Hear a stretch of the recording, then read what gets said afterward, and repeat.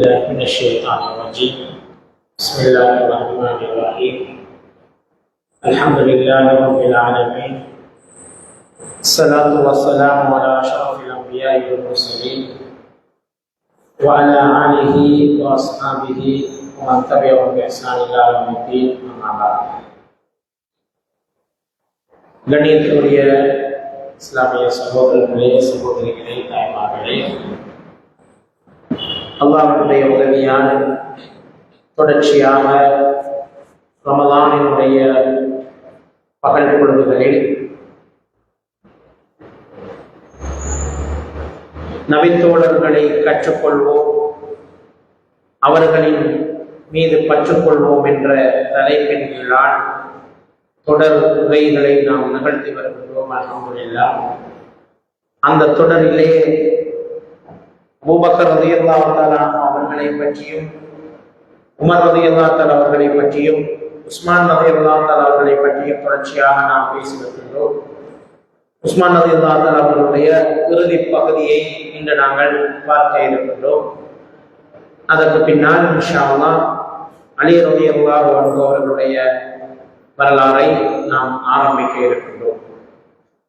அந்த அடிப்படையிலே உஸ்மான் ரலியல்லாஹு தஆலா அவர்கள் தொடர்பாக நாம் பேசி வந்த பல்வேறு விடயங்கள், அவரை பற்றிய அறிமுகம், அவருடைய சிறப்பு பெயர்கள், அதே போன்று அவர்களுடைய அந்த பண்புகள் பற்றி ஹதீஸ்களிலே வந்திருக்கக்கூடிய விஷயங்களை எல்லாம் நாங்கள் பார்த்தோம். உஸ்மான் ரலியல்லாஹு தஆலா அவர்கள் எப்படி இஸ்லாத்தை ஏற்றுக்கொண்டார்கள் என்கின்ற ஒரு வரலாறு இருக்கிறது. உஸ்மான் ரலியல்லாஹு தஆலா அவர்கள் இயல்பிலேயே நல்ல மனிதராக இருந்தார். அவர்களுக்கு கெட்ட பழக்கங்கள் எதுவும் இருக்கவில்லை. ஜாஹிலிய காலத்திலும் கூட மிகச்சிறந்த பண்பாடுகள் கொண்ட ஒருவராகத்தான் உஸ்மான் ரலியல்லாஹு தஆலா அவர்கள் இருந்தார்கள். எப்படி அபூபக்கர் ரலியல்லாஹு அன்ஹு அவர்கள் மிகச்சிறந்த மனிதராக, பண்பாடுகள் கொண்டு ஒருவராக ஜாஹிலிய காலத்திலும் வாழ்ந்து வந்தாரோ, அதே போன்றுதான் உஸ்மான் ரலியல்லாஹு தஆலா அவர்களும் ஜாஹிலிய காலத்தில் இருந்து சிறந்த ஒரு மனிதராக வாழ்ந்திருக்கிறார்கள் என்பதை நாங்கள் பார்க்கிறோம். அந்த அடிப்படையிலே உஸ்மான் ரலியல்லாஹு தஆலா அவர்களும் ஹனீஃப்களோடு தொடர்பை வைத்திருந்த ஒருவர். மது, போதை போன்ற பழக்கங்கள் அவரிடத்தில் இருக்கவில்லை. ஜாஹிலிய கால குழந்தைகளை உயிரோடு புதைக்கின்ற வழக்கத்தில் அவர்கள் ஈடுபட்டு இருக்கவில்லை. பெண்களோடு அளவு கடந்த முறைகளான தொடர்புகளை அவர்கள் பேணி இருக்கவில்லை. மிகவும் சிறந்த ஒரு மனிதராகத்தான் இருந்திருக்கிறார். அப்படி ஒரு சந்தர்ப்பத்தில் தான் அபூபக்கர் ரலியல்லாஹு தஆலா அவர்கள் மூலமாகத்தான் உஸ்மான் ரலியல்லாஹு தஆலா அவர்களுக்கான தாவா கிடைத்தது. அதிலும் குறிப்பாக ஒரு முறை அபூபக்கர் ரலியல்லாஹு தஆலா அவர்கள் பாதையிலே நடந்து வந்து கொண்டிருக்கிறார்கள். அந்த சந்தர்ப்பத்திலே உஸ்மான் ரலியல்லாஹு தஆலா அவர்கள் நின்று கொண்டிருப்பதை காண்கிறார்கள். அப்போது பெரிதாக அவர்களுக்கு எதையும் எடுத்து சொல்லவில்லை. ஒரு சின்ன ஒரு நிமிட தாவா தான் அபூபக்கர் ரலியல்லாஹு தஆலா அவர்களினால் உஸ்மான் ரலியல்லாஹு தஆலா அவர்களுக்கு மேற்கொள்ளப்பட்டது. அவர்கள் சொன்னார்கள், உஸ்மானே, சத்தியம் எது அசத்தியம் எது என்று உங்களுக்கு நன்றாக தெரியும். ஏனென்றால் நீங்கள் என்னோடு ஆரம்ப காலம் முதலே சத்திய பாதையில் இருக்கின்ற ஒருவர். எனவே உங்களுக்கு சத்தியம் எது அசத்தியம் எது என்று உங்களுக்கு தெரியும். சிலை வணக்கம் பிழை என்பதும் உங்களுக்கு தெரியும். சிலைகளை வணங்குவதால் எங்களுக்கு எந்த நன்மையும் விளைய போவதில்லை என்ற அந்த விடயமும் உங்களுக்கு தெரிந்த ஒரு விடயம்தான். முஹம்மது ஸல்லல்லாஹு அலைஹி வஸல்லம் அவர்கள் எதன் பக்கம் அழைத்துக் கொண்டிருக்கிறார்கள் என்பதும் உங்களுக்கு தெரியும்.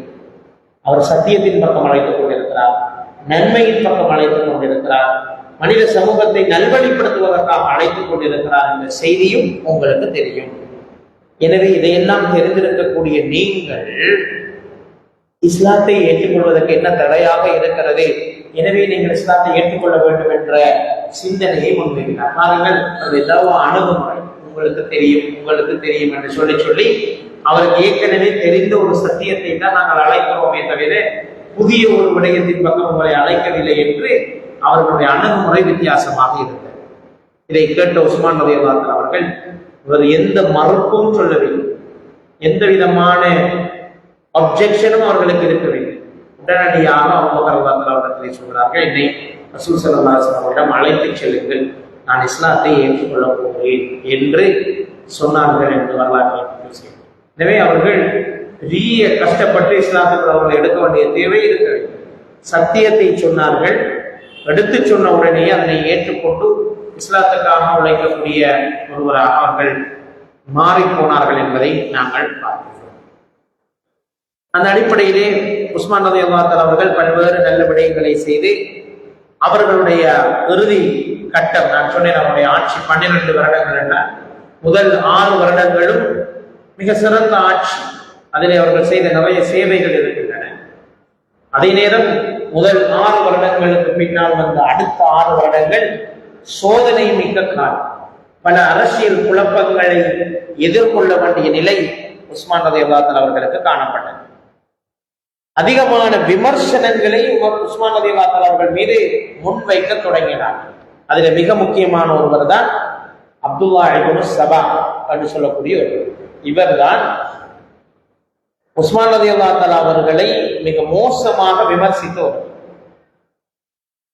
அவர் உண்மையான முஸ்லிமாக இருக்கவில்லை, முனாஃபிக்காக நடந்து கொண்ட ஒருவர், இஸ்லாத்தின் பக்கம் இரட்டை நிலைப்பாடோடு இருந்த ஒருவர், இஸ்லாத்துக்குள் இருந்து கொண்டே இஸ்லாத்தை குழி தோண்டி புதைக்க வேண்டும் என்று நினைத்த ஒருவர்.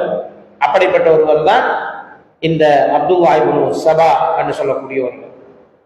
எனவேதான் உஸ்மான் ரலியல்லாஹு அன்ஹு அவர்களை எப்படியாவது பதவி விலக்க வேண்டும், அவர்களை இந்த சிறப்பில் இருந்து நீக்க வேண்டும் என்பதற்காக பல சதித்திட்டங்கள் திரைமறைவிலே நடந்தது.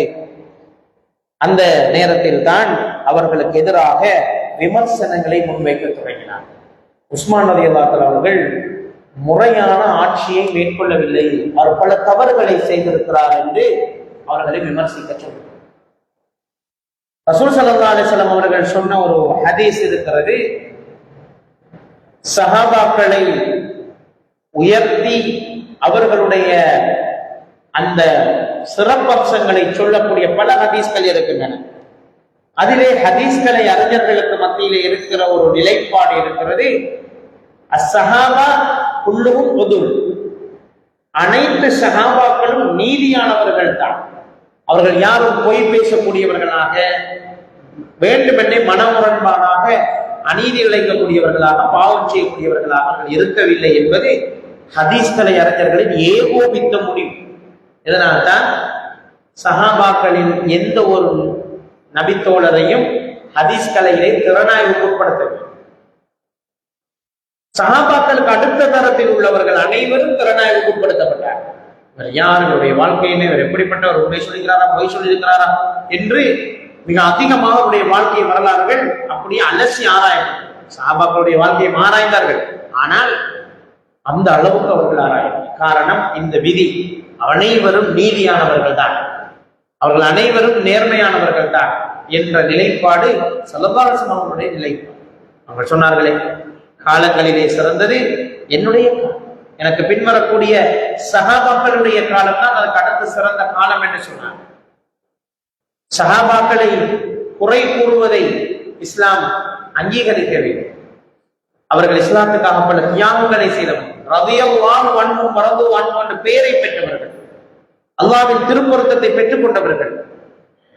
எனவே அவர்களை தாறுமாறாக விமர்சிப்பது இஸ்லாத்திலே ஈமானிலே குறைபாடு கொண்டவர்களால் தான் முடியும் என்பதை நாங்கள். எனவே உஸ்மான் ரலியல்லாஹு அன்ஹு அவர்களுக்கு எதிராக பல்வேறு குற்றச்சாட்டுகளை முன்வைக்க தொடங்குகின்றார். அந்த வாழ்ந்து கொண்டிருந்த இஸ்லாத்தின் எதிரிகள் மக்கள் மத்தியில் குழப்பத்தை ஏற்படுத்த வேண்டும் என்பதற்காக உஸ்மான் ரலியல்லாஹு அன்ஹு அவருடைய கிலாஃபத் தொடர்பில் பல்வேறு அவநம்பிக்கைகளை ஏற்படுத்தி வந்தார்கள். குறிப்பாக நான் சொன்னேன், அப்போது இருந்த கூஃபா, பசரா போன்ற பிரதேசங்களுக்கெல்லாம் இந்த அப்துல்லா இப்னு சபா சென்று அங்கிருக்கக்கூடிய முஸ்லிம்களுக்கு மத்தியிலே நஞ்சை விதைத்து உஸ்மான் ரலியல்லாஹு அன்ஹு அவர்களை ஒரு தவறான மனிதராக சுட்டிக்காட்டி அவருக்கு எதிராக கிளர்ந்திருந்து வந்த ஒரு பெரும் படையை கூட்டிக் கொண்டு வந்துதான் உஸ்மான் ரலியல்லாஹு அன்ஹு அவர்களை முற்றுகை என்றார்கள். அவர்கள் முன்வைத்த குற்றச்சாட்டுகள் மிக முக்கியமானது. அதிலே முதலாவது சொன்னார்கள், உஸ்மான் ரலியல்லாஹு அன்ஹு அவர்கள் பத்ர் யுத்தத்தையே புறக்கணித்தவர்கள் என்ற ஒரு விமர்சனத்தை முன்வைத்தார்கள். இன்று நாங்கள் பத்ருடைய தினத்தில் தான் இருந்து கொண்டிருக்கிறோம். பத்ருடைய அந்த பெரும் சிறப்பு மிக்க ஒரு போரிலே கட்டாயமாக முஸ்லிம்களில் முக்கியமானவர்களை எல்லாம் கலந்து கொள்ளுமாறு நபிகள் நாயகம் ஸல்லல்லாஹு அலைஹி வஸல்லம் அவர்கள் அழைப்பு விடுத்த நிலையிலும் உஸ்மான் ரலியல்லாஹு தஆலா அவர்கள் பத்ரிலே கலந்து கொள்ளவில்லை. இது இவர் மோசமானவர் அல்லது இவருடைய ஆட்சி சிறப்புக்குரியது அல்ல என்பதற்கு ஒரு அடையாளம். பத்ரிலே கலந்து கொள்ளாதவர் எப்படி சிறந்த ஆட்சியாளராக இருக்க முடியும் என்று விமர்சனங்களை முன்வைத்தார்கள். இதனுடைய விளக்கத்தை நாம் ஏற்கனவே படித்துவிட்டோம். அவர்களுக்கு துன்னூரைன் என்ற பெயர் ஏன் வந்தது என்பதற்கு நான் பதில் சொல்கின்ற போது இந்த பத்ருடைய சம்பவத்தை ஆதாரமாக கொண்டிருந்தோம். பத்ர் போராட்டம் மிக இக்கட்டான ஒரு காலப்பகுதியில் நடந்தது. ரசூல் ஸல்லல்லாஹு அலைஹி வஸல்லம் அவர்கள் அதிலே கலந்து கொள்ளுமாறு எல்லா சஹாபாக்களுக்கும் அழைப்பு விடுத்தார்கள். உஸ்மான் ரலியல்லாஹு தஆலா அவர்களும் அதில் கலந்து கொள்வதற்கு முழு மூச்சாக முயற்சி செய்தார்கள். ஆனால் துரதிர்ஷ்டவசமாக உஸ்மான் ரலியல்லாஹு தஆலாவுடைய மனைவி ரசூல் ஸல்லல்லாஹு அலைஹி வஸல்லம் அவருடைய மகள் கட்டும் சுகவீனமுற்ற நிலையில் இருந்ததால் அவர்களை கண்காணித்துக் கொள்வதற்கும் பராமரித்துக் கொள்வதற்கும் அவர்களோடு இருந்து பணிவிடை செய்து கொள்வதற்கும் கட்டாயம் உஸ்மான் ரலியல்லாஹு தஆலா அவர்கள் கூட இருக்க வேண்டும். அவர்களோடு அருகில் இருந்து கவனித்துக் கொள்ள வேண்டும் என்ற கட்டளையை ஸல்லல்லாஹு அலைஹி வஸல்லம் அவர்கள் தான் கொடுத்தார்கள். எனவேதான் உஸ்மான் ரலியல்லாஹு தஆலா அவர்கள் பத்ர் போராட்டத்தில் கலந்து கொள்ளவில்லை என்பதற்கு மிக அழகான நியாயங்கள் இருந்த போதும் அதனை எதையும் அவர்கள் கருத்தில் கொள்ளாமல் நீங்கள் பத்ரில் கலந்து கொள்ளவில்லை என்று பத்ர் சஹாபாக்களை போட்டி புகழ்ந்து வரக்கூடிய அந்த குர்ஆன் வசனங்களை நபிமொழிகளை எல்லாம் ஆதாரமான தெரிந்த சிறப்பு உங்களுக்கு இல்லை என்று உஸ்மான் ரலியல்லாஹு தஆலா அவர்களுக்கு எதிராக ஒரு பிரச்சாரத்தை முடிக்கிவிட்டார். இது உண்மையில் அர்த்தமற்ற ஒரு பிரச்சாரமாக இருந்தாலும் பாமர மக்களிடையே இது ஒரு சிந்தனையை ஏற்படுத்தி பாருங்கள். பத்ரிலே கலந்து கொள்ளாதவர் ரசூல் ஸல்லல்லாஹு அலைஹி வஸல்லம் அவர்களை காப்பாற்றுவதற்கு இஸ்லாத்தை பாதுகாப்பதற்கு நடத்தப்பட்ட ஒரு முக்கிய போராட்டத்தில் இவர் கலந்து கொள்ளவில்லை என்று அவருக்கு எதிராக விமர்சனங்களை முன்வைத்தார்கள் இந்த சஹாபா. இந்த அப்துல்லாஹ் இப்னு சபாவோடு இருந்த நபி தோழர்களும் ஏனைய மனிதர்கள். இரண்டாவது குற்றச்சாட்டை சொன்னார்கள், பத்ரில் தான் இவர் கலந்து கொள்ளவில்லை என்று நாங்கள் மன்னித்தாலும் கூட இவர் உஹது யுத்தத்திலும் இடையில் ஓடிய ஒருவர், உஹது யுத்தத்திலும் கூட பின்வாங்கிய ஒருவர் என்று உஸ்மான் ரலியல்லாஹு தஆலா அவர்களுக்கு எதிரான ஒரு குற்றச்சாட்டை முன்வைத்தார். உஹது போரிலே ஏற்பட்ட குழப்ப நிலை உங்களுக்கு தெரியும், அனைவரே அதை சொல்லி இருக்கிறேன். ஸல்லல்லாஹு அலைஹி வஸல்லம் அவர்கள் சொன்னார்கள், வில் அம்பு வீரர்கள் யாரும் உஹது மலையின் உச்சியிலிருந்து இறங்கி வரக்கூடாது, நான் கட்டளை பிறப்பிக்கும் வரை நீங்கள் யாரும் இறங்கி வரக்கூடாது என்று ஸல்லல்லாஹு அலைஹி வஸல்லம் அவர்கள் கட்டளை போட்டிருந்தார்.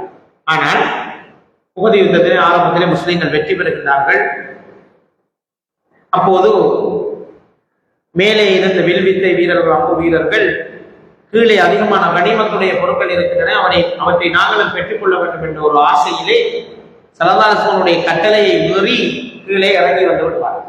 அவர்கள் அவ்வாறு கீழே இறங்கி வந்தவுடனே காலித் இப்னு வலீத் ரலியல்லாஹு அப்போது எதிரிப்படையில் இருந்தார்கள். அபூ சுஃபியானுடைய வழிகாட்டலின் கீழ் மீண்டும் பின்பகுதியால் படையெடுத்து வந்து இஸ்லாமிய படையை தாக்கி அழிப்பார்கள். அதில் ரசூல் ஸல்லல்லாஹு அலைஹி வஸல்லம் அவர்கள் கடுமையாக காயமடைவார். ரசூல் ஸல்லல்லாஹு அலைஹி வஸல்லம் கொல்லப்பட்டு விட்டார்கள் என்ற செய்தி கூட மதீனா முழுக்க பரவியது.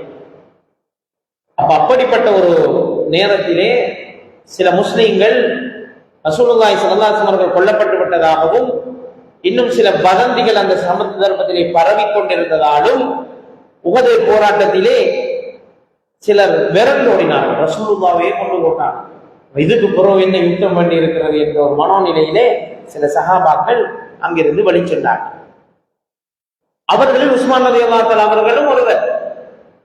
அவர்களும் அவர்களோடு இருந்தார். அந்த செய்தி கேள்விப்பட்டதும் உண்மையிலேயே ரசூலுல்லாஹ் மரணித்து விட்டாராம் என்று சொல்லி அந்த குழப்பத்தில் மக்களோடு மக்களாக அவரும் அந்த களத்தை விட்டு வெளியேறி சென்றார்கள் தான். ஆனால் உண்மையில் போர்க்களத்தை விட்டு வெளியேற வேண்டும் என்ற எண்ணத்தில் அவர்கள் வெளியேற இருக்கவில்லை, புறமுதுகு காட்டி செல்லவில்லை. ரசூல் ஸல்லல்லாஹு அலைஹி வஸல்லம் மரணம் நிகழ்ந்து விட்டதாக ஒரு வதந்தி பரவி கொண்டிருந்ததால் தான் இந்த நிகழ்வு தற்செயலாக இடம்பெற்றது என்பது எல்லோருக்கும் தெரியும். அங்கிருந்த சஹாபாக்களுக்கு தெரியும், ரசூல் ஸல்லல்லாஹு அலைஹி வஸல்லம் தெரியும். இல்லைன்னா ஸல்லல்லாஹு அலைஹி வஸல்லம் நேரடியாக அதை கண்டித்திருப்பார். உஸ்மான் ரலியல்லாஹு அன்ஹு அவர்களுக்கு சில போது தண்டனைகளை பரிந்துரைத்திருப்பார். அப்படி எதுவும் நடந்ததாக இஸ்லாமிய வரலாற்றில் பதிவு செய்யப்படவில்லை. இந்த சந்தர்ப்பத்திலே உஸ்மான் ரலியல்லாஹு தஆலா அவர்கள் தற்செயலாக இவ்வாறு நடந்த ஒரு செயலை அல்லாஹ் தஆலா குர்ஆனிலே சூரா ஆல இம்ரானுடைய 155வது வசனத்தை இறக்கி, நான் உஸ்மான் ரலியல்லாஹு தஆலா அவர்களையும் அவர்களோடு இருந்த அந்த ஏனைய நபித்தோழர்கள் செய்த அந்த செயலையும் மன்னித்து விட்டேன் என்று அல்லாஹ் தஆலா சொல்றாங்க. இரு அணியினரும் போருக்காக நேருக்கு நேர் சந்தித்துக் கொண்ட அந்த நாளிலே உங்களில் நிச்சயமாக எவர்கள் புறமுதுகிட்டு சென்றார்களோ அவர்கள் செய்த தவறுகள் சிலவற்றின் காரணமாக ஷைத்தானே அவர்களை நிலை கொள்ளைய செய்தான். ஷைத்தான வேறு அந்த இடத்துல நீங்க வதந்தியை ஊர்ஜிதப்படுத்தியிருக்கணும், கடைசி வரை களத்தில் நின்றிருக்கணும். ஆனால் ஏதோ மனுஷன் என்ற அடிப்படையில் தவறு செய்து விட்டீர்கள். எனினும் நிச்சயமாக அல்லாஹ் அவர்களை மன்னித்தான். அல்லாஹ் தஆலா மிக்க மன்னிப்பவன், சகிப்புத்தன்மையுடையவன் என்று அல்லாஹ் தஆலா சூரா ஆல இம்ரானுடைய 155வது வசனத்திலே உஸ்மான் ரலியல்லாஹு தஆலா அவர்களை மன்னித்ததாகவும் அந்த சஹாபாக்கள் அனைவரையும் மன்னித்ததாகவும் அது ஒரு சிறிய தவறுதானே தவிர வேண்டுமென்றே புறக்கணிக்க வேண்டும் என்ற எண்ணத்திலே நடந்த ஒரு செயல் என்று ஒரு ஆண் சொல்லவில்லை, ஹதீஸும் சொல்லவில்லை. ஆனால் இதனை ஒரு ஆயுதமாக பயன்படுத்தினார். உஸ்மான் ரலியல்லாஹு தஆலா உஹதிலே பின்வாங்கி உஹது போராட்டத்திலே கலந்து கொள்ளாமல் பின்வாங்கி ஓடிய ஒருவர், ரசூலுல்லாஹ் அடிபட்டு கிடக்கிறார், இவர் யுத்தத்திலிருந்து விரண்டோடி இருக்கிறாரே என்று உஸ்மான் ரலியல்லாஹு தஆலா அவர்களுக்கு எதிரான பிரச்சாரத்தை முடுக்கிவிட்டார். ஆனால் அதுவும் ஒரு அர்த்தமற்ற பிரச்சாரம். ஆனால் மக்கள், பாமர மக்கள் இதனால் கவரப்பட்டு உஸ்மான் ரலியல்லாஹு தஆலா அவருடைய ஆட்சிக்கு எதிராக கிளர்ச்சி செய்ய தயாராகினார். மூன்றாவது அவர்கள் முன்வைத்த முக்கியமான ஒரு விமர்சனம் தான் பைஅத்துர் ரிதுவானிலே உஸ்மான் ரலியல்லாஹு தஆலா அவர்கள் கலந்து கொள்ளவில்லை, எல்லா சஹாபாக்களும் கலந்து கொண்டார்கள், இவர் கலந்து கொள்ளவில்லை என்ற ஒரு விமர்சனத்தை முன்வைத்தார். இது அடிப்படையே இல்லாத ஒரு விமர்சனம். உஸ்மான் ரலியல்லாஹு தஆலா அவர்களை பற்றிய அடிப்படையே இல்லாத ஒரு விமர்சனம். ஏனென்றால் பைஅத்துர் ரிதுவான் நடந்ததே உஸ்மான் ரலியல்லாஹு தஆலா அவர்களுக்காக. உஸ்மான் ரலியல்லாஹு தஆலா அவர்களை ஸல்லல்லாஹு அலைஹி வஸல்லம் அவர்கள் மக்காவாசிகளோடு உடன்படிக்கை செய்து விட்டு வருவதற்காக அனுப்புகிறார்கள். அந்த நேரத்தில் உஸ்மான் ரலியல்லாஹு தஆலா இடத்திலே கேட்கிறார்கள், என்ன விஷயம்? உஸ்மான் ரலியல்லாஹு தஆலா அவர்கள் சொல்றாங்க, நாங்க உம்ரா செய்யறதுக்காக வந்திருக்கேன், எங்களை அனுமதிக்கணும், ரசூலுல்லாஹ் வந்திருக்கிறாங்க. அவங்க சொல்றாங்க, நீங்க வேணும்னா உம்ரா செய்யுங்க.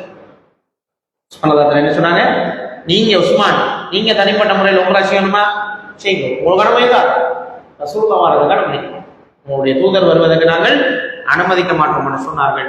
தொடர்ந்து உஸ்மான் ரலியல்லாஹு தஆலா அவர்கள் வாக்குவாதப்பட அவர்களை கைது செய்து கைதியாக பிடித்து வைத்தார்.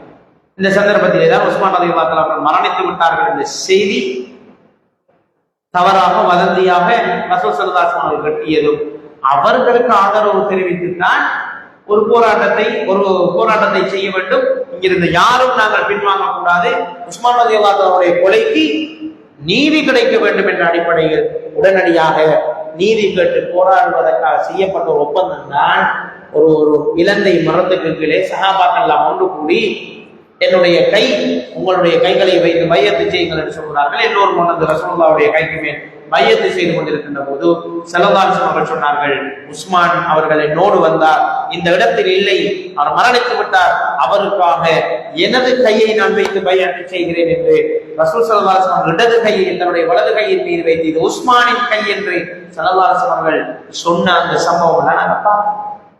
அப்படி உஸ்மான் ரலியல்லாஹு தஆலா அவர்களுக்காக செய்யப்பட்ட உடன்படிக்கையில் அவர் எப்படி கலந்து கொள்கிறார், அவர் மௌத்தாயிட்டாருன்றதுக்காக இது நடந்தது. ஆனாலும் இதனை தனக்கு சார்பாக பயன்படுத்திக் கொண்டு அவர்கள் எல்லா சஹாபாக்களும் பைஅத்துர் ரிதுவானிலே கலந்து கொண்டிருந்தார்கள், உஸ்மான் கலந்து கொள்ளவில்லை, அவர் பதுங்கி விட்டார் என்று அவருக்கு எதிரான ஒரு குற்றச்சாட்டை வேண்டும் என்று முன்வைத்தார்கள் என்பதை நாங்கள் பார்க்கிறோம். அல்லாஹ் தஆலா குர்ஆனிலே 48வது அத்தியாயத்தின் 18வது வசனத்திலே சொல்கின்றார், நபியே நம்பிக்கையாளர்கள் அந்த மரத்தின்கள் உங்களுடைய உடன்படிக்கை எடுத்த போது நிச்சயமாக அல்லாஹ் அவர்களை பொருந்திக் கொண்டார். அதனால்தான் பைஅத்துர் ரிதுவான், அல்லாஹ் பொருந்திக் கொண்ட மரம், ஷஜரத்துர் ரிதுவான், அல்லாஹ் பொருந்திக் கொண்ட உடன்படிக்கை பைஅத்துர் ரிதுவான் என்று அதுக்கு பேர் வந்தது. என்றால் அல்லாஹ் தஆலா குர்ஆனிலே வசனத்தை இறக்கி அந்த மரத்துக்குள்ள யாரெல்லாம் நின்றையோ அவர்கள் எல்லாம் அல்லாஹ்வுடைய பொருத்தத்தை பெற்றவர்கள் என்று குர்ஆன் வசனம் இறக்குகின்றார். அந்த மரத்தின் கீழ் உங்களுடைய உடன்படிக்கை எடுத்த போது நிச்சயமாக அல்லாஹ் அவர்களை பொருந்திக் கொண்டார். அவர்களின் உள்ளங்களில் உள்ளவற்றை அவன் நன்கறிந்து அவர்கள் மீது அமைதியை இறக்கி வைத்தார், மேலும் அவர்களுக்கு சமீபமான வெற்றியை வழங்கினான். அல்லாஹ் சொல்றார். இப்ப இவங்களோட வாதம் என்னன்னா, மரத்துக்கு உஸ்மான் நிக்கல தான், உஸ்மான் ரலியல்லாஹு தஆலா அவர்கள் ஷஜரத்துர் ரிதுவான்ல நிக்கல தான், அந்த உடன்படிக்கையில் இருக்கிற. அப்ப இந்த குர்ஆன் வசனம் அவரை குடிக்கல தானே, எனவே அவர் அல்லாஹ்வுடைய திருப்பொருத்தத்தை பெற்றவர் இல்லை என்று அவருக்கு எதிராக சொன்னார். அர்த்தம் அடி தெரியாமல், அடிப்படை தெரியாமல் இந்த வாதத்தை அவர்கள் முன்வைத்தார்கள். ஆனால் உண்மையில் இந்த ஹுதைபியாவில் இடம்பெற்ற இந்த பையத்து ருதுவான் என்று அழைக்கப்படுகிறது. இந்த பையத்திலே பங்கு பற்றிய எவரும் நரகம் நுழைய மாட்டார்கள் என்று ஸல்லல்லாஹு அலைஹி வஸல்லம் அவர்கள் சொன்னார்கள். ஆனால் உஸ்மான் ரலியல்லாஹு அன்ஹு அவர்கள் இதிலே கலந்து கொள்ளவில்லை என்று கூறுவது அவருடைய அந்தஸ்தை குறைப்பது எந்த விதத்திலும் அர்த்தமல்ல. ஏனென்றால் ஸல்லல்லாஹு அலைஹி வஸல்லம் தன்னுடைய கையை உஸ்மானுடைய கையாக கருதி அதற்கு மேல் வைத்து பயான் செய்தார்களே, இதை விட என்ன சிறப்பு வேண்டும் உஸ்மான் ரலியல்லாஹு அன்ஹு அவர்களுக்கு? எனவே இப்படி ஒரு பொய் பிரச்சாரத்தையும் முடுக்கிவிட்டார். நான்காவது, உஸ்மான் ரலியல்லாஹு அன்ஹு அவர்களுக்கு மீது வைக்கப்பட்ட ஒரு அப்பாண்டமான ஒரு குற்றச்சாட்டு, இவர் அல்லாஹ்வுடைய வேதத்தை எரித்தார், இவர் குர்ஆனை எரித்தவர் என்று அவருக்கு எதிராக பிரச்சாரம் செய்தார். என்னென்று சொன்னால், இவர்கள் சொல்லுகின்ற எல்லா விமர்சனமும் அடிப்படையில் உண்மை, ஆனால் அதற்கு வேறு விளக்கம் இருக்கு. இந்த விளக்கத்தை புரிந்து கொள்ளாமல் மக்களிடம் போய் இதை சொல்லுகின்ற போது பெரிய குழப்பத்தை ஏற்படுத்தலாம். அதனைத்தான் அவர்கள் செய்தார். ஒரு ஆள் தப்பு செஞ்சிட்டார் என்று பேஸ்புக்ல போடப்பட்டு அவர் இப்படி ஒரு பாவத்தில் ஈடுபட்டார் சொல்லி சமூக வலைத்தளங்களை மற்ற எல்லா இடங்களையும் பகிரப்படும். நாங்களும் என்ன செய்த, அது உண்மையா பொய்யா, அது ஏன் நடந்தது, எதுக்கு நடந்தது, எப்படி நடந்தது எதுவும் இல்லாமல் நாங்களும் ஒரு ஷேரை அடித்து விடுவது, அவருக்கு எதிராக கமெண்டை போட்டு விடுவது, இது பெரும் பாவம். ஜாகும் பாசுக்கும் வினபைன் ஃபதபையனும், உங்களிடம் ஒரு ஃபாசிக் ஒரு செய்தியை கொண்டு வந்தால் அதனை நீங்கள் ஊர்ஜிதப்படுத்த வேண்டும். அப்படி செய்திகளை கொண்டு வருபவர்கள் ஃபாசிக்குகள் என்று அல்லாஹ் தஆலா எச்சரிக்கிறார். ஆனால் இந்த ஒழுக்க நெறிகள் எதுவும் இல்லாமல் ஒருவர் ஒரு தவறை செய்கின்ற போது அதை அப்படியே பகிரங்கப்படுத்துவது இஸ்லாமிய நடைமுறை கிடையாது. சில நேரம் அவர் தௌபா செய்திருப்பார், மனமுருகி இருப்பார், அவர் செஞ்ச தவறை ஏற்றுக்கொண்டிருப்பார், அல்லாஹ்வுடைய தௌபாவை அங்கீகரித்திருப்பார். அதற்கு பிறகு அவருடைய பாவத்தை பகிரங்கப்படுத்தி நாங்கள் பாவத்தை தேடிக் கொள்வோம். சில போது அந்த பாவத்துக்கு பின்னால் நியாயங்கள் இருந்தது, நமக்கு அந்த நியாயங்கள் தெரியாமல், அது மறைவான ஒரு விஷயம். எனவேதான் நாங்கள் அடுத்த மனிதர்களுடைய விடயத்தில் நீதிபதிகளாக இருக்கிறோம், நம்முடைய விடயத்தில் வழக்கறிஞர்களாக இருக்கிறோம் என்று ஷேக் ஹசாய் ரஹ்மத்துல்லாஹி அவர்கள் அடிக்கடி சொல்வார். இன்னொரு விஷயம் வந்தா நம்ம நீதிபதி, அவருக்கு தீர்ப்பு கொடுக்க தான் பார்க்கணும். நம்மோட விஷயம் கொண்டு வந்தா வழக்கறிஞராக மாறி நியாயம் சொல்ல தான் பார்க்கணும். அவை அப்படி இருக்கக்கூடாது, செய்திகளை ஊர்ஜிதப்படுத்திக் கொள்ள வேண்டும். அப்படி ஒரு செய்தி வந்தால் முதலாவது உரிய நபரை நாங்கள் அணுகி இதனுடைய நியாயம் என்ன என்பதை கேட்க வேண்டும். இஸ்லாமிய அறிஞர்கள் சொல்வார்கள், 70 நியாயங்களை தேட வேண்டும். ஒருவர் ஒரு தப்பு செய்து விட்டதாக நம்மிடம் வந்து சொன்னார், இவர் இந்த தப்பை செய்ததற்கு பின்னால் 70 நியாயங்கள் இருக்கலாம். நம்ம 70 நியாயங்கள் காட்டி பரவாயில்லை, ஒரே ஒரு நியாயத்தையாவது கேட்டாலே பல பிரச்சனைகள் குறைந்து. ஆனால் எதையும் கேட்பது அப்படியே அடுத்த மனிதர்களை பற்றி தப்பெண்ணம் கொண்டிருக்கிறோம். எனவேதான் இந்த விடயத்தில் நாங்கள் மிக கவனமாக இருக்க வேண்டும். உஸ்மான் ரலியல்லாஹு அன்ஹு அவர்களை பற்றி சொல்லப்பட்ட இந்த வாதமும் அப்படிப்பட்ட அடிப்படையற்ற ஒரு வாதம். ஏனென்றால் நபிகள் நாயகம் ஸல்லல்லாஹு அலைஹி வஸல்லம் காலத்திலே குர்ஆன் ஒன்று திரட்டுகின்ற பணி ஆரம்பமாக இருந்தது. வாய்மொழி மூலமாக குர்ஆனை மனனம் செய்கிறார்கள். சிலர் ஏடுகளிலும் சில ஓலைச்சுவடிகளிலும் துணிகளிலும் குர்ஆனை எழுதி வைத்திருக்கின்றார்கள். இப்பொழுது குர்ஆனுடைய தூய்மையை பாதுகாப்பதற்காக பல்வேறு நடவடிக்கைகள் மேற்கொள்ளப்படுகின்றது. அபூபக்கர் ரலியல்லாஹு அன்ஹு அவருடைய காலத்திலே ஹாஃபிதுகள் யமாமா போராட்டத்தில் 70 பேருக்கும் அதிகம் மரணித்த போது குர்ஆனை தொகுத்து ஒரு நூல் உருப்படுத்தினார்கள். பின்னர் உஸ்மான் ரலியல்லாஹு அன்ஹு அவருடைய காலத்தில் நான் சொன்னேன், ஜாமிஉல் குர்ஆன் என்ற பெயர் அவருக்கு ஏன் வந்து, குர்ஆனை ஒன்று திரட்டினா அபூபக்கர் ரலியல்லாஹு அன்ஹு அவங்க தானே, அப்ப ஏன் ஜாமிஉல் குர்ஆன் என்ற பெயர் உஸ்மான் ரலியல்லாஹு அன்ஹு அவர்களுக்கு வந்து? உண்மையா ஜாமிஉல் குர்ஆன் யாரு? அபூபக்கர் ரலியல்லாஹு அன்ஹு. அவங்க தான் ஒட்டுமொத்த குர்ஆனை ஒன்று செய்து ஒரு பிரதியை தயாரித்தவர்கள். ஆனால் அவர்களுக்கு பேர் ஜாமிஉல் குர்ஆன் இல்லை, ஜாமிஉல் குர்ஆன் உஸ்மான் ரலியல்லாஹு அன்ஹு. ஏன் அந்த பெயர் வந்ததென்றால், நான் அன்னைக்கு சொன்னேன், வேறு வேறு மொழி நடைகளிலே வித்தியாசமான லஹ்ஜாக்களிலே குர்ஆனை ஓதிக்கொண்டிருந்த மக்களை எல்லாம் ஒரே கிராத்தில் ஒன்று சேர்த்தவர். ஒரே மாதிரி தான் ஓதணும் எல்லாரும் குர்ஆன். மூணோட மொழி நடைகளெல்லாம் ஓதிக்கொண்டு போனால் குர்ஆன் தூய்மையை இழந்து விடும் என்று மக்களை எல்லாம் ஒரே பாணியிலே ஒன்று சேர்த்ததாக நமக்கு ஜாமிஉல் குர்ஆன் என்ற பெயர் வந்தது. அதற்காக அவர் கையாண்ட வழிமுறை தான், ஒரு பிரதி ஹம்ஸா ரலியல்லாஹு அன்ஹு அவர்களிடத்தில் இருந்த அந்த பிரதியை எடுத்து வந்து அதிலிருந்து பிரதி செய்து பல பிரதிகளை உருவாக்கி ஒவ்வொரு பிரதேசத்துக்கும் காரைகளை அனுப்பி இந்த பிரதியை பிரதி செய்து கொடுங்கள் என்று சொல்லி ஏற்கனவே இந்த முடிவை எடுக்கிறார்கள். அந்த நேரத்தில் தான் ஹுதைஃபத்துல் யமானி ரலியல்லாஹு அன்ஹு அவர்கள் வந்து சொல்வார்கள், நீங்கள் இதை செய்தும் பிரயோஜனம் இல்லை, மக்கள் அவர்களிடத்திலே வேறு வேறு பிரதிகளை வைத்திருக்கிறார்கள், அதை பார்த்து கொண்டு ஒதுகிறார்கள். அப்போதான் உஸ்மான் ரலியல்லாஹு ஒரு கட்டளையை பிறப்பித்தார்கள். இந்த நான் எழுதின இந்த ஹத்துல் உஸ்மானியை தவிர வேறு ஹத்துகளில் எழுதப்பட்ட எல்லா குர்ஆனையும் ஆளுநர்கள் ஒன்று திரட்டு, எல்லாவற்றையும் எனக்கு அனுப்பி வையுங்கள். எனவே உலகம் முழுக்க இருக்கிற எல்லா நாடுகளிலும் இஸ்லாமிய சாம்ராஜ்யங்களிலே இந்த குர்ஆன் பிரதிகள் ஒன்று சேர்க்கப்படும். அவற்றை எல்லாம் மதீனாவுக்கு கொண்டு வந்து உஸ்மான் ரலியல்லாஹு அன்ஹு பார்த்தார்கள், இது இருந்தால் இன்னும் ஃபித்னாக்கள் வரும். குர்ஆனுடைய வித்தியாசமான உச்சரிப்பில் மக்கள் ஓதத் தொடங்குவார்கள், அது பிழையை ஏற்படுத்தும். எனவே இவை இருக்கக்கூடாது. எனவே குர்ஆன் பிரதிகளை அவர் எரித்து அழித்து விட்டார், தடயம் இல்லாமல் அதனையும் அழித்தார். இது குர்ஆனை எரித்ததில்லை, குர்ஆனுக்கு ஒரு ஃபித்னா வரக்கூடாது என்பதற்காக அவர்கள் செய்த மஸ்லஹா முர்சலா அடிப்படையில் மனித நலன் கருதி செய்யப்பட்ட ஒரு முக்கியமான ஒரு விஷயம்தான். இதே தவிர இது குர்ஆனை எரித்ததாக பார்க்கப்பட முடியாது. நாங்கள் எங்களுடைய வீடுகளிலே கிழித்து போயிருக்கிற குர்ஆன் பிரதிகளை, பாவிக்க முடியாத குர்ஆன் பிரதிகளை சில போது குர்ஆன் எரித்து அதை அழிந்து விட வேண்டும். அதான் ஒழுங்கு. என்னென்னால் அந்த குப்பையில போட்டால் அதனை அவமானப்படுத்துவதாக போய்விடும். அதற்கு நாங்கள் ஒரு குர்மத்தை, ஒரு கண்ணியத்தை கொடுக்க முடியாமல் போய்விடும். அதே நேரம் வேறு எங்காவது வைத்தாலும் அது பிரச்சனை. எனவே எரித்து விட்டால் அது பிரச்சனை முடிந்து விட்டது என்பதுதான் பெரும்பாலான இஸ்லாமியர்களுடைய கருத்து. இந்த பணியை தான் உஸ்மான் ரலியல்லாஹு அன்ஹு செய்தார். பாவனைக்கு உதவாத பிரதிகள் அது குர்ஆன் அல்ல, அதுல இருக்கிற வார்த்தைகள் அதனுடைய ஓசை தான் குர்ஆன், அது ஒரு எழுத்து. நாங்க கையில எடுத்து வச்சு ஓதுறது முஸ்ஹப், அதுல இருக்கிற விடயம் தான் குர்ஆன், அதுல உள்ளுக்கு இருக்கிற விஷயம் தான் குர்ஆன்.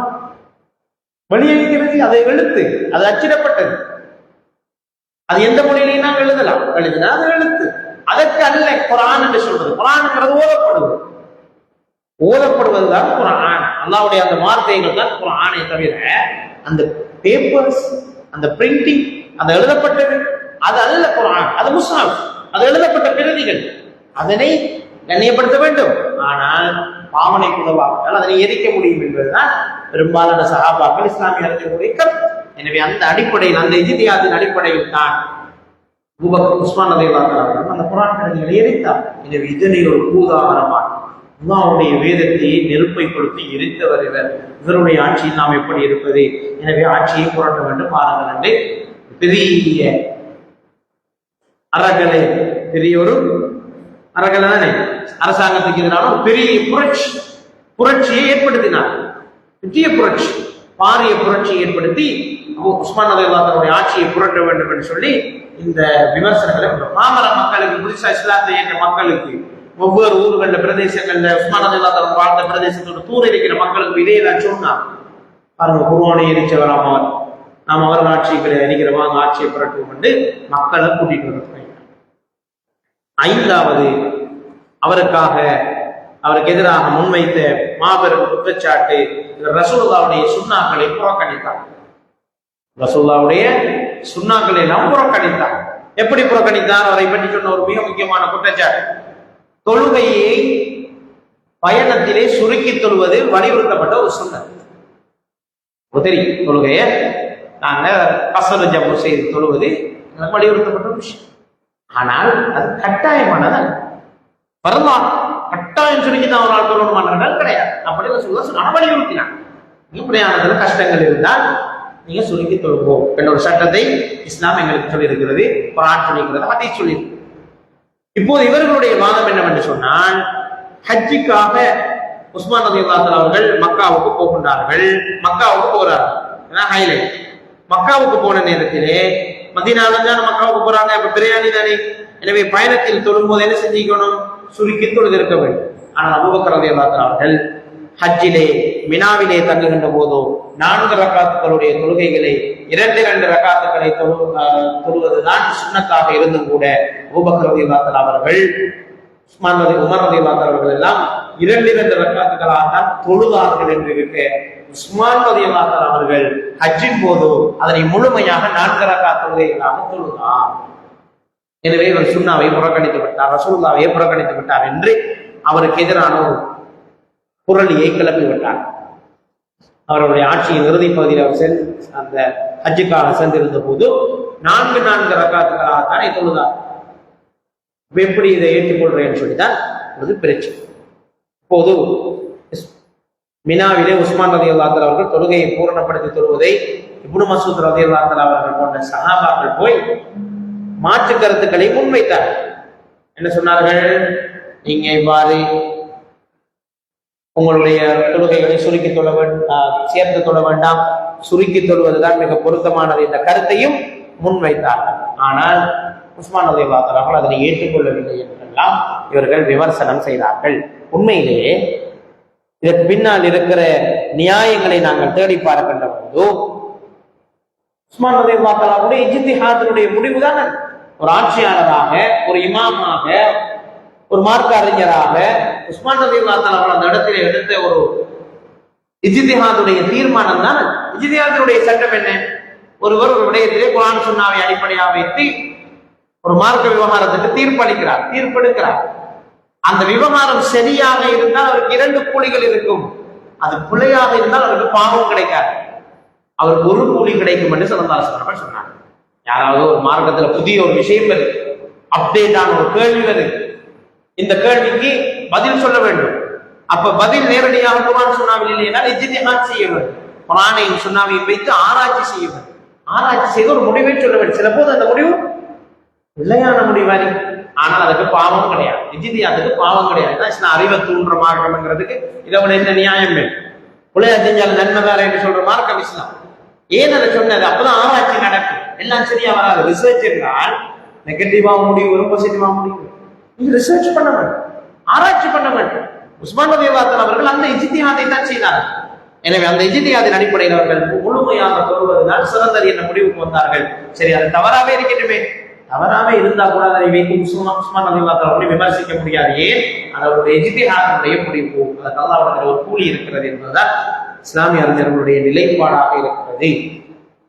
ஏன் உஸ்மான் ரலியல்லாஹு அன்ஹு அவர்கள் மதீனாவிலிருந்து மக்காவுக்கு ஹஜ்ஜுக்காக போயும் சுருக்கி தொழவில்லை என்பதற்கு நியாயம் இருக்கிறது.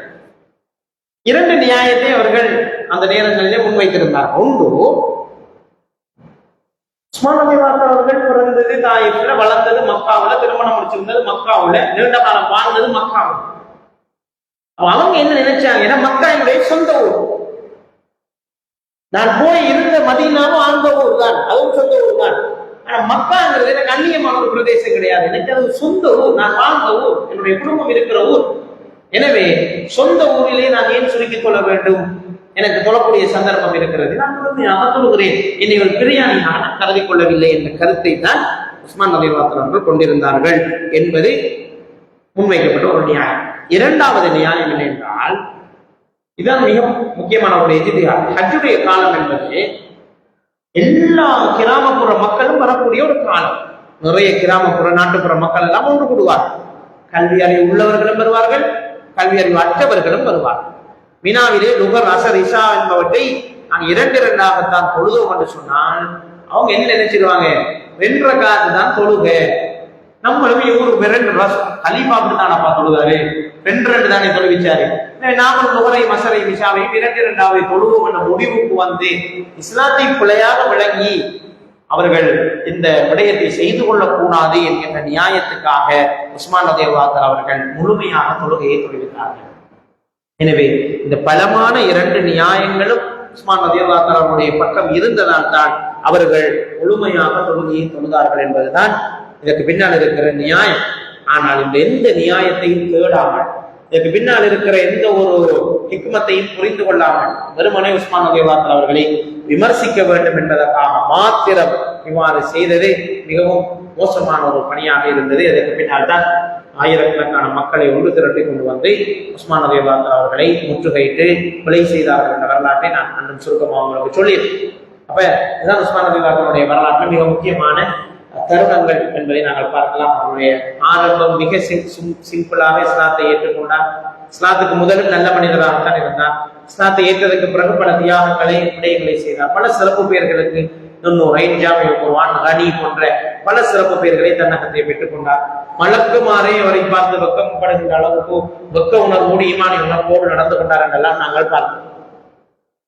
அபூபக்கர் ரலியல்லாஹு அன்ஹு அவருடைய காலத்தில் ஏற்பட்ட மதீனத்து பஞ்சத்தின் போது உஸ்மான் ரலியல்லாஹு அன்ஹு அவர்கள் கிட்டத்தட்ட 1000 ஒட்டகங்கள், 1000 ஒட்டகங்கள் நிறைய தானியங்களை கொண்டு வந்து இதை அனைத்தையும் நான் மதீனா வியாபாரிகளுக்கு விற்பதற்காகத்தான் கொண்டு வந்தேன், 2 மடங்கு லாபம் தருவோம் என்று என்னோட வந்து ஒப்பந்தம் பேசுகின்றார்.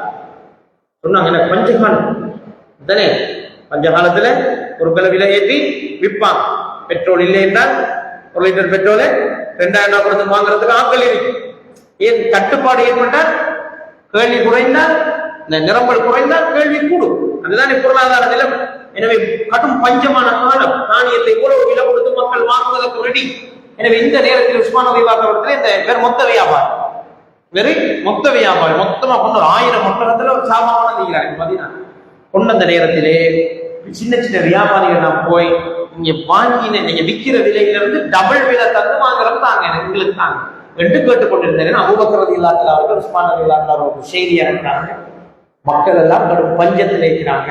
இந்த நேரத்தில் நீங்க செய்யற சதக்கா அல்லாஹ்வுக்கு மிக ஏற்றமானது என்ற இந்த செய்தியை சொன்ன போது உஸ்மான் ரலியல்லாஹு அவர்கள் சொன்னார்கள்,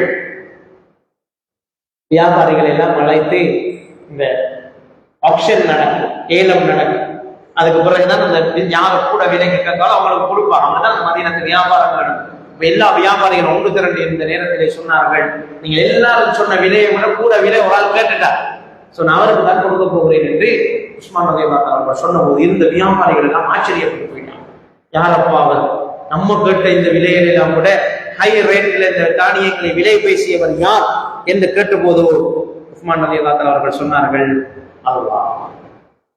அல்லாஹ் என்ற விலை பேசிட்டார் அப்படின்னு சொல்லிட்டு மதலுள்ளதீன யுன்ஃபிகூன அம்வாலஹும் ஃபீ ஸபீலில்லாஹ், அல்லாஹ்வுடைய பாதையிலே தன்னுடைய செல்வத்தை செலவு செய்பவர்களுடைய உதாரணம் எது தெரியுமா? கமதலி ஹப்பத்தின், ஒரு வித்துக்கு உதாரணம். அம்பதத் சபஅ சனாபில் ஃபீ குல்லி சும்புலத்தின் மிஅத்து ஹப்பா, அது ஒரு வித்து தான். அந்த ஒரு வித்துல 7 கதிர் முளைக்கும். அந்த 7 கதிர்ல 100 வித திருப்பி முளைக்கும். அப்ப நீங்க கொடுக்கிறது எத்தனை மடங்கு? 700 மடங்காக திருப்பி வரும் என்று அல்லாஹ் தஆலா சொல்லி இருக்கிறானே. 700 மடங்கு யாருக்காவது வாங்கி என்று கேட்டாங்க. 700 மடங்கு தந்தை உங்களுக்கு யாருக்காவது என்னுடைய வியாபார பொருளை வாங்கிக் கொள்ள முடியுமா? முடியாது அல்லவா? அல்லாஹ் தஆலா இந்த விலை பேசி இருக்கிறார். அப்படிதான் அல்லாஹ் தஆலா குர்ஆன்ல சொல்றான். ஒரு குர்ஆன் வசனத்தில் அல்லாஹ் தஆலா சொல்கிறான், இன்னல்லாஹ அஷ்தரா மினல் முஃமினீன அன்ஃபுஸஹும் வ அம்வாலஹும் பிஅன்ன லஹுமுல் ஜன்னah. இன்னல்லாஹ அஷ்தரா, நிச்சயமாக அல்லாஹ் தஆலா விலை கொடுத்து வாங்கி கொண்டான். என்னத்தை விலை கொடுத்து வாங்கி கொண்டான்? யாரிடம் வாங்கி கொண்டான்? மினல் முஃமினீன், உண்மையான மூமின்களிலிருந்து அல்லாஹ் தஆலா விலை கொடுத்து வாங்கி கொண்டான். எதனை தெரியுமா? அன்ஃபுஸஹும் வ அம்வாலஹும், உசிரை, பணத்தை. உண்மையான மூமின்களுக்கு அல்லாஹ் வாங்கிக்கும். எனவே உண்மையான மூமின்களுடைய மிக முக்கியமான பண்பு தான் நம்முடைய உயிரும் தனக்கு சொந்தமானதல்ல, தன்னுடைய உடமையும் தனக்கு சொந்தமானது என்ற உணர்வோடு தான் அவர் வாழ்வார். எந்த நேரத்திலும் அல்லாஹ்வுக்காக உயிர் துறக்கக்கூடிய ஒரு சந்தர்ப்பம் வருகிறதா அதற்கு முன்னிட்டு போராடுவார். எந்த நேரத்திலையும் தன்னுடைய பொருளாதாரத்தை இழக்கக்கூடிய ஒரு சந்தர்ப்பம் வருகிறதா இழந்து விட்டு சந்தோஷமா அனுப்பார். உஸ்மான் ரலியல்லாஹு அவர்கள் இந்த வசனங்களை எல்லாம் ஓதி காண்பித்து விட்டு சொன்னார்கள், அல்லாஹ் என்கிட்ட விலக்கு வாங்கிட்டான், 700 மடங்கா திருப்பித்தார் என்று சொல்லியிருக்கிறார் லாபம். எனவே நான் உங்களுடைய இரட்டிப்பு லாபத்தை பார்ப்பதா, 700 மடங்கு லாபத்தை பார்ப்பதா, எனக்கு அந்த 700 மடங்கு தான் தேவை என்று சொல்லிவிட்டு அந்த 1000 ஒட்டக சுமைகளையும் அல்லாஹ்வுக்காக மதீனாவிலே ஏழை எளியவர்களுக்காக நான் இலவசமாக வழங்குகிறேன் என்று சொல்லிவிட்டு சதகா செய்தார்கள் என்றால் நினைச்சு பார்க்கிறேன். ஒரு 1000 ரூபாய் காசை கொடுக்குறதுக்கு நம்மளோட மனம் என்ன பாட்டப்படும்? கொடுக்குறேன் இல்லையா? 1000 ரூபாய் கொள்ளை 500 ரூபாய் போதும் என்று நம்மளோட மனம் அளக்கு. நம்ம கொடுக்குற சதக்காக்களை அளந்து இடப்போம். 1000 ஒட்டகத்தை கொடுத்தா பரவாயில்ல, 1000 ஒட்டகம் சுமக்கின்ற வியாபார பொருட்கள் என்றால் அது இன்றைய சந்தை பெறுமதியிலே பல 100 கோடிகளுக்கு பெறுமதியான ஒரு சொத்து. அது அப்படியே ஒன் ஷாட்ல சதக்கா கொடுக்குறேங்கிறது லேசல்ல. நான் அன்னைக்கு ஒரு சம்பவம் சொன்னேன், அப்படி கொடுத்து தபூக் போராட்டத்தில் எப்படி கொடுத்தாரு சம்பவம் சொன்னேன் சொன்னோம். இப்படி கொடுத்தவர்கள் தான் அவர் பிதாயா நிஹாயாவிலே இமாம் இப்னு கஸீர் ரஹிமஹுல்லாஹ் இந்த சம்பவத்தை இந்த வசனத்தின் தஃசீரில் சொல்லி காட்டுவதை நாம் பார்க்கிறோம். எனவே அப்படிப்பட்ட ஒரு கொடை வள்ளலாகத்தான் உஸ்மான் ரலியல்லாஹு அவர்கள் இருந்தார்கள் என்பதை நாங்கள் பார்க்கிறோம். உஸ்மான் ரலியல்லாஹு பெரிய செல்வந்தர். அவருடைய வீடு கூட 2 தளங்களாக அமைக்கப்பட்டிருக்கிறது. ஆனால் செல்வம்ங்கிறது, ஒரு மனிதர் செல்வந்தராக இருக்கிறது இஸ்லாத்துல பாவம் இல்லை. நம்முடைய பலருக்கு அந்த உணர்வு இருக்கு. ஏன்னா அப்படி மார்க்க அறிஞர்களும் சில நேரம் அப்படி பிள்ளையாக வழிநடத்தி இருக்கிறார். செல்வத்தோடு வாழக்கூடாது, ஏழையாக வாழ்ந்தால் சொர்க்கத்துக்கு போகலாம் என்று எத்தனையோ பயான்கள்ல சொல்லப்படுவதை நாங்கள் பார்க்கிறோம். ரசூலுல்லாஹ் ஏழையாக பிறந்தார்கள், ஏழையாக வாழ்ந்தார்கள், ஏழையாக மரணித்தார்கள் என்று சீராக்கு முற்றிலும் முரணான ஒரு விஷயத்தை ஹதீஸாக சொல்லுகின்ற சம்பவங்கள் நம்முடைய சமூகத்தில் இருக்கிறது. பிழை. நீங்க ரசூலுல்லாஹ்வுடைய சீரா படிச்சு பார்த்தால் அவர் மிகப்பெரிய செல்வந்தர். ரசூல் ஸல்லல்லாஹு அலைஹி வஸல்லம் அவர்கள் மிகப்பெரிய செல்வந்தர். கடந்த வருடம் சம்பந்தமா தனியான ஒரு வகுப்பை நடத்தி இருந்தோம். ரசூலுல்லாஹ் ஒரு செல்வந்தர் தான், அவர் ஏழையாக இருக்கவே இல்லை என்பதற்கு நூற்றுக்கணக்கான நியாயங்கள் இருக்கிறது அவருடைய வாழ்க்கையில். அவருக்கு வருமானம் பல லட்சக்கணக்கான ரூபாய் வருமானம் கிடைக்கக்கூடிய வருமான மூலங்களை ஸல்லல்லாஹு அலைஹி வஸல்லம் தனக்கு வைத்திருந்தார். அதற்கு பிறகுதான் ரசூல் ஸல்லல்லாஹு அலைஹி வஸல்லம் இந்த தாவா பணியில் ஈடுபட்டார்களே தவிர யாரிடமும் கையேந்தி வாங்கி அன்னைக்கு திங்கிற ஒரு அளவு ரசூலுல்லாஹ் இருக்கவில்லை. ஆனால் பட்டினியோடு இருந்தார், சாப்பிடாமல் இருந்தார், பசிக்கிறது என்று வீதிக்கு வந்தார்கள். யாரும் திருத்தளிக்க மாட்டார்களா? இதெல்லாம் எதை காட்டுகிறது என்றால் ஒரு பணக்கார நிலை என்பதை காட்டார். அவருடைய பணம் அவருடைய உள்ளத்தில் இருக்கு. அப்ப என்ன செய்வாங்க? தேவை வந்து அப்படியே கொடுப்பாங்க. அப்ப அடுத்த 5 நாளைக்கு இருக்கல, அடுத்த ஒரு மாசத்துக்கு இருக்கல, பல நாட்கள் வீட்டுல வெறியாது உண்டு. அப்படி வருது ஹதீஸ்கள். எங்க வீட்டுல கடைசி காலகட்டங்கள் ரசூலுல்லாஹ்வுடைய வீட்டுல அடுப்பெரியது ஒன்றுமே இல்லை. ஆயிஷா ரலியல்லாஹு அன்ஹா சொன்ன ஹதீஸையான ஹதீஸ் தான். ஆனா அதை எப்படி புரிந்து கொள்ள வேண்டும் என்றால் இதுதான் தொடர்ச்சியா அவருடைய வாழ்க்கை என்பதல்ல. ஹதீஜா ரலியல்லாஹு அன்ஹா அவ்வளவு செல்வம் எங்கால போனாங்க. போர்ல கிடைக்கிற பொருட்கள் 5 ரசூலுல்லாஹ்வுக்கு சொந்தமானது. 5 இத்தனை கோடான கோடி பொருட்கள் கிடைக்கும் யுத்தத்துல கனிமத்தா. அதுல 5 ரசூலுல்லாஹ்வுக்கு சொந்தமான அல்லாஹ்வே சொல்லிட்டானே குர்ஆன்ல. அந்த சொத்துக்கள் ரசூலுல்லாஹ்வுக்கு மேய்ந்து கொண்டிருந்த எத்தனையோ ஆடுகள், இதெல்லாம் ரசூலுல்லாஹ்வுக்கு வருமானத்தை கொண்டு வந்து சேர்த்துக் கொண்டிருந்தது.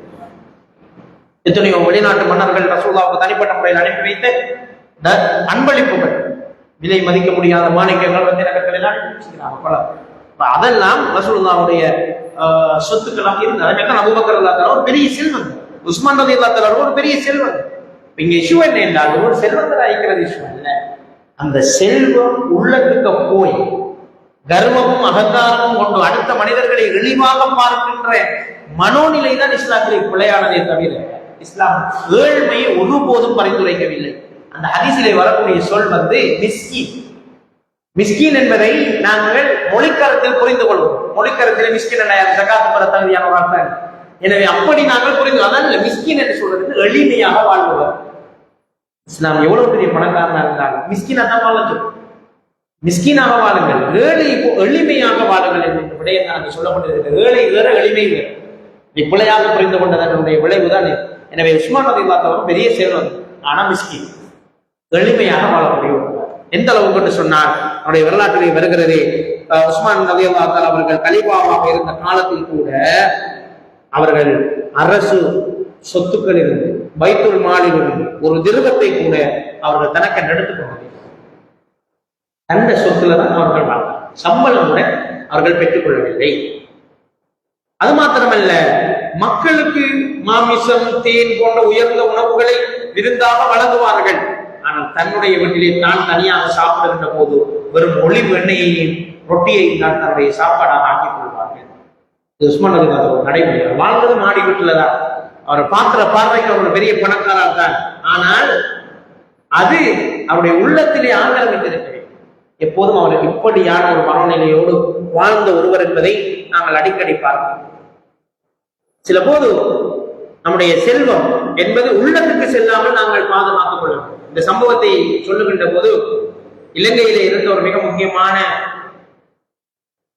கணவந்தர் கொடைவள்ளல் நலிமாஜியாருடைய ஒரு சம்பவம் எனக்கு அடிக்கடி ஞாபகம் வருவது. எனக்கு உஸ்தாத் அகார் முகமது அவர்கள் தான் அடிக்கடி ஞாபகப்படுவார் அந்த சம்பவத்தை. ஒரு முறை இவர்கள் இருவரும் ஒரு பயணத்துக்காக வெளிநாட்டுக்காக சென்றிருந்தார். தெரியும், நலிமாஜியரை பொறுத்தவரை ஒரு பெரிய மெனிக் பிசினஸ், மாணிக்க வியாபாரம். ஒரு கல்லை வித்தால் அதில் வரக்கூடிய பெரும் லாபத்தை அவர் நிறைய சதகாக்களுக்கு செலவழித்து விடுவார். அவர் மரணிக்கின்ற போது அவருடைய பேரில் எந்த ஒரு சொத்தும் இருக்கவில்லை. அப்படித்தான் உண்மையாக செல்வந்தர் வாழும். மௌத்தார நேரம் அவருடைய பேரில் எந்த ஒரு சொத்தும் இருக்கு, சகலதையும் கப்புக்கு செய்துவிட்டு பிள்ளைகளுக்குரிய விஜயங்களை எல்லாம் பிள்ளைகளிடம் ஒப்படைத்து விட்டு மனைவிக்குரிய ஹக்கை மனைவிக்கு கொடுத்து விட்டு தன்னுடைய பேரில் எந்த ஒரு சொத்தும் இல்லாமல் மிக கவனமாக மரணித்த ஒரு செல்வந்தர். அந்த நாட்டில் ஒரு முன்மாதிரி மிக்க ஒரு செல்வந்தர். பல அவர் தெரிந்து செய்த சதக்காக்கள் மிக குறைவு. அவரோட நெருங்கி பழகின்றவர்கள் சொல்லி நாம் செய்யப்படுத்திருக்கிறோம். தெரியாமல் செய்த நிறைய தான தர்மங்களை எல்லாம் பொருந்திக் கொள்ள வேண்டும். அவரோடு சம்பந்தப்பட்ட ஒரு சம்பவம் தான் இது. பெரிய வெளிநாட்டு பயணத்துக்காக போயிருந்த சந்தர்ப்பத்திலே அவர்கள் 2 பேர் உஸ்தாத் அகார் அவர்களை தான் அவர்கள் அழைத்து சென்றிருந்தாங்க. போயிருந்த சந்தர்ப்பத்திலே ஒரு பெண்ணாம் பெரிய ஒரு 5 ஸ்டார் 3 ஸ்டார் ஹோட்டல் ஒன்றில் தான் அவர்கள் தங்கி இருக்கிறார். அப்ப இவருக்கு கூட போன உஸ்தாத் அவர்களுக்கு ஒரு சங்கடம். அலிமாஜியார் ஒரு ஆடம்பரமான ஒரு பெரிய ஹோட்டலிலே அறை எடுத்து தங்க மட்டுமா, நாம 2 பேரும் தங்குறதுக்கு சாதாரண அறை போதும் தானே என்று அவர்கள் நினைத்துக் கொண்டிருக்கிறார். 2 பேரும் அந்த ரூமிலே போய் படுப்பதற்கு போனால் அது பிரம்மாண்டமான ஒரு அறை, எல்லா வசதிகள் நிறைந்த பெரிய பிரம்மாண்டமான அறை. அதை தான் தூங்க போயிருக்கிறார். தூங்க போனோடனே அவர்கள் அந்த கட்டிலே தூங்கி போன நேரத்திலே அலிமாஜியார் அவர்கள் கீழே படுத்தார். நிலத்திலே தூங்கி அந்த ரூமுக்குள்ள நிலத்துல படுத்தார். அப்போது கேட்டார்களா, இவ்வளவு காசை கொடுத்து இந்த ரூமை புக் பண்ணி போட்டோம், நிலத்துல படுக்கிறதுக்காக வந்து சொன்னாரா? அது நலீம் ஹாஜியார். ஹோட்டல்ல புக் பண்ணது நலீம் ஹாஜியார். ஏனென்றா நான் இங்க வந்தது பிசினஸ். என்னை சந்திக்க வரார்கள், எப்படி என்ன சந்திக்க வருவாங்க, எப்படி என்ன பார்ப்பாங்க, இந்த ஸ்டேட்டஸ் எதை வச்சு பார்ப்பாங்க, நான் தங்குற இடத்துல வச்சுட்டேன். அது பிசினஸுக்காக செஞ்சது. அது பிசினஸுக்காக செஞ்சது. நலீம் ஹாஜியார் நிலத்துல படுக்கிறது. நிலத்துல படுத்தாலும் எனக்கு தூக்கம் வரும். நான் அப்படி இருந்து வந்தவன் தான். வரும் அம்மிக்கல்லிலே இருந்த கொச்சிக்கா வச்சுட்டு மிச்சம் வச்சிருந்த அந்த உறப்புல தொட்டு பாண்டு வளர்ந்தவன் தான் இந்த நலீம் ஹாஜியார். அவன் பஞ்சு மெத்தையில படுத்து வளர்ந்தவன் இல்லை. நான் கீழே படுத்தால எனக்கு தூக்கம் வரும் என்று சொல்லிட்டு கீழே படுத்தான். அவர் என்ன சொல்ல வரேன்னா, அவன் நாட்டில் செல்வங்கள் ஒரு உள்ளத்துக்கு போகுது. செல்வம் இருந்தது. இப்ப நம்ம பாக்குற பார்வைக்கு என்ன நினைப்போம், அவர் எவ்வளவு ஆடம்பரமான, அது ஆடம்பரம் இல்லை, அது அவருடைய பிசினஸ். அது மாதிரி ஒரு நல்ல வியாபாரி ஒரு நல்ல கார் வச்சிருக்கிறார்கள், அது இஸ்லாத்துல பாவமான காரியம் இல்லை. சிலர் இதை பிள்ளையான சொல்லும், அது வீண்விரயத்துக்குள்ள வராது. அது அவருக்கு கட்டாயம். ஒரு நல்ல பொசிஷன்ல இருக்கிறவரால் நல்ல வாகனம் நல்ல வீடு வைத்திருப்பது இஸ்லாத்தினுடைய உண்மையான நல்ல விடயங்களில் ஒன்று. அது எப்ப ஆடம்பரமான தேவைக்கு அளவுக்கு அதிகமாக பயன்படுத்துகின்றோம். அவருக்கு அவசியமே ஒரு விஷயத்தை அவர் கொள்வனவு செய்தார். அவருக்கு தேவையே இல்லாத ஒரு விடயத்திலே அவர் அதிகமாக செலவழித்தார். எந்த பிரயோஜனம் இல்லாமல் கட்டடங்களுக்கு சும்மா செலவழித்தான் தான் அதுதான் வீண் விரயம், ஆடம்பரமே தவிர ஒரு அவசியத்துக்கு தேவையா? தன் வீட்டுக்கு அடிக்கடி விருந்தாளிகள் வரக்கூடியவர்கள் 4 ரூம் எக்ஸ்ட்ராவா கட்டி போறார். இது ஆடம்பரம் என்று சொல்ல முடியுமா? அது சொல்ல முடியும். அதே நேரம் ஒருவர் எந்த விதமான தேவையும் இல்லாமல் வீண் விரயத்துக்காக, பகட்டுக்காக, மக்களினுடைய வெளிச்சத்துக்காக இவ்வாறு செய்கிறார்கள். அவருடைய நோக்கத்தை பொறுத்துதான் அங்கே அந்த செல்வம் தீர்மானிக்கப்படுகிறதே தவிர உஸ்மான் ரலியல்லாஹு அவர்களுடைய வாழ்க்கையில் நாங்கள் இதனை பார்க்கிறோம்.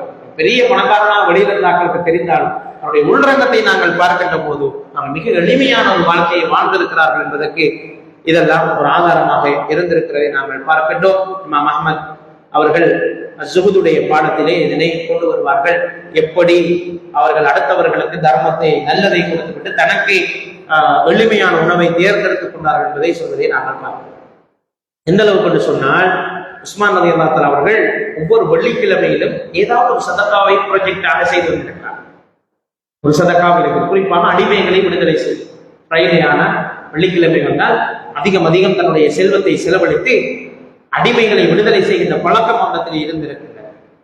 ஒரு நாள் ஒரு வெள்ளிக்கிழமை அடிமைகளை விடுதலை செய்வதற்கு அவரிடத்தில் போதுமான பணம் இருக்காத ஒரு சந்தர்ப்பம். போதுமான பணம் இல்லை, அடிமைகளை விடுதலை செய்ய வேண்டும், போதுமான பணம் இல்லை. ஒருவரிடம் போய் கடனாக கேட்கிறார், நான் உழைத்து உங்களுக்கு தருவேன், வளமையா செஞ்சு அவர் சதக்கா மிஸ் ஆயிருப்பார். அது வேற சொத்துக்கள் இருந்தது, எனவே கடனுக்காக வாங்கி அதனை செய்துவிட்டு பிறகு அடுத்த தருணத்தில் அவருக்கு கொடுத்ததாகவும் சில வரலாற்று தகவல்கள் இருக்கிறதை நாங்கள் பார்க்கிறோம். அதே மாதிரிதான் பிர் மஅூனா என்று சொல்லக்கூடிய ஒரு யுத்தத்துக்கு ஒரு சின்ன படைப்பிரிவு, அதுக்கு நபிகள் நாயகம் ஸல்லல்லாஹு அலைஹி வஸல்லம் அவர்கள் உஸ்மான் ரலியல்லாஹு தஆலா அவர்களை தான் பொறுப்பாக்கினார்.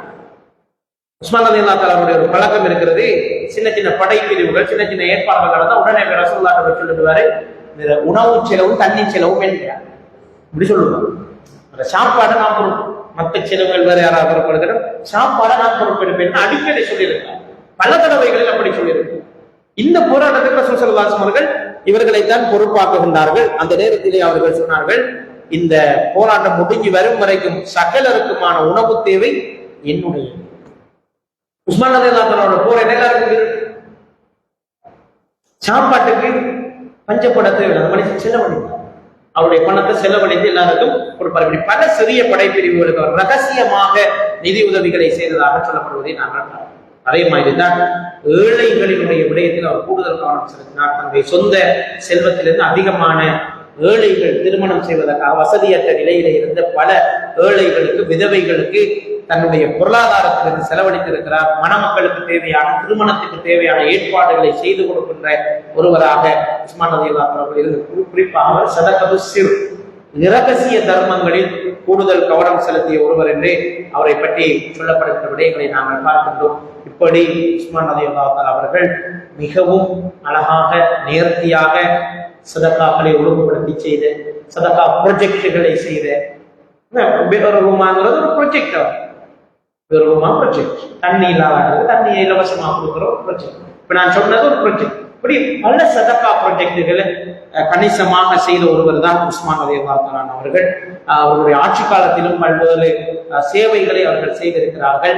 அதை மாத்திரம் தான் நாங்கள் பார்க்க வேண்டியிருக்கிறது. இன்ஷா அல்லாஹ் நாளைய தினம் உஸ்மான் ரலியல்லாஹு அவர்களுடைய ஆட்சி காலத்திலே அவர்கள் செய்த முக்கியமான பணிகள் சொல்லி ஒரு சில பணிகளை மாத்திரம் நாங்கள் அடையாளப்படுத்திவிட்டு அவருடைய மரணத்தினுடைய குழப்பத்துக்கு காரணமான இன்னும் சில காரணிகள் இருக்கிறது பற்றி மிக சுருக்கமாக பார்க்கிறோம். நாளை இன்ஷா அல்லாஹ் நாங்கள் புதிய சஹாபியினுடைய வரலாற்றை இன்ஷா அல்லாஹ் ஆரம்பிக்கலாம். 4வது கலீஃபா, நாங்கள் ரசூல் ஸல்லல்லாஹு அலைஹி வஸல்லம் அவர்களை பற்றி தனியாக ஒரு மாதம் போன வருடம் பேசினோம்.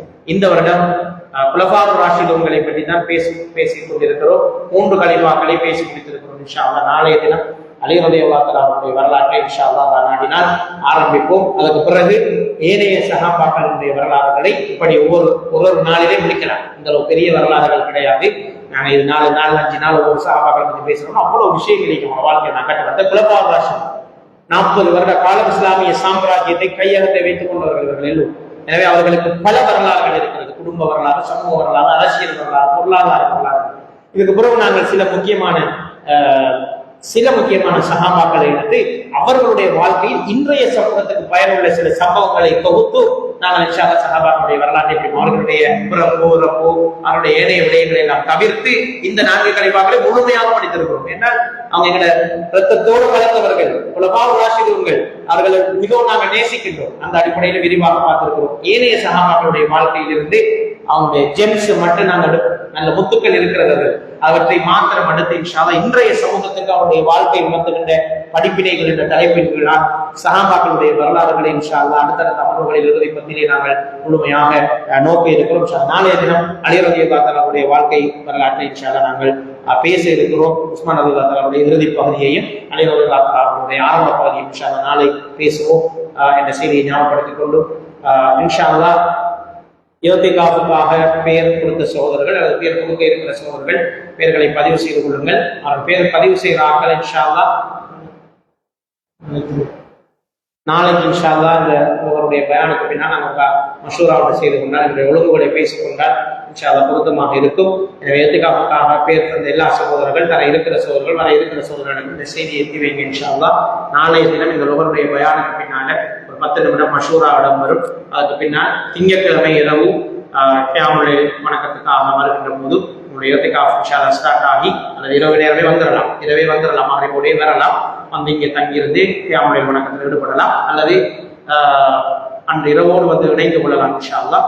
அது பிறகு நாங்கள் தொடர்ச்சியாக 10 நாட்கள் இங்கே இஅ்திகாஃபுடைய அமல்கள் இடம்பெறும். இஅ்திகாஃபுக்கு வர முடியாத சகோதரர்களும் இஅ்திகாஃப் இருக்கின்றவர்களோடு ஏனைய விடயங்களை நீங்கள் இணைந்து கொள்ளலாம். எங்களுடைய மார்க்க விஷயங்கள், சொற்பொழிவுகள், ஏனைய அமல்களிலும் நீங்கள் இணைந்து கொள்ளலாம் இன்ஷா அல்லாஹ். எனவே அல்லாஹ் தஆலா உஸ்மான் ரலியல்லாஹு அவர்கள் போன்ற நல்ல மனிதர்களோடு நாளை மறுமையிலே வாழக்கூடிய பாக்கியத்தை எனக்கும் உங்களுக்கும் நசீபாக்குவானாக. அவருடைய தியாகங்களை பொருந்தி கொண்டது போல நாங்கள் செய்யக்கூடிய சின்ன சின்ன தியாகங்களை, எங்களுடைய சதகாக்களை அல்லாஹ் தஆலா ஏற்றுக்கொண்டு இந்த ரமதானிலே எங்களை அங்கீகரித்துக் கொள்வானாக. வாஹிரு அல்ஹம்துலில்லாஹி ரப்பில் ஆலமீன். அஸ்ஸலாமு அலைக்கும் வரஹ்மத்துல்லாஹி வபரகாத்துஹு. சுப்ஹானல்லாஹி வ பிஹம்திஹி அஷ்ஹது அல்லா இலாஹா இல்லா அன்த அஸ்தக்ஃபிருக்க